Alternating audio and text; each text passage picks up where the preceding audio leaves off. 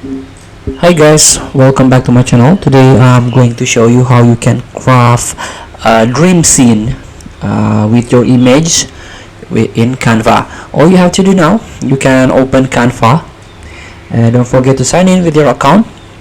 To get started, you can click apps and AI powered. Now you can scroll down, then you can try to find image dreamer. So here you can capture the real dream, the ideal, capturing photo with individuals and transforming them into dreamlike, captivating illustration. So click to use in your design. And here you can upload up to images of people and describe the scene to create an imaginary image. So you can choose your file first. And here you can describe the activity or scene.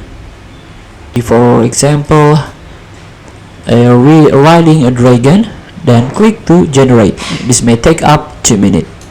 So here, if you encounter this error, unable to generate image, please upload a different image or change the text the text prompt.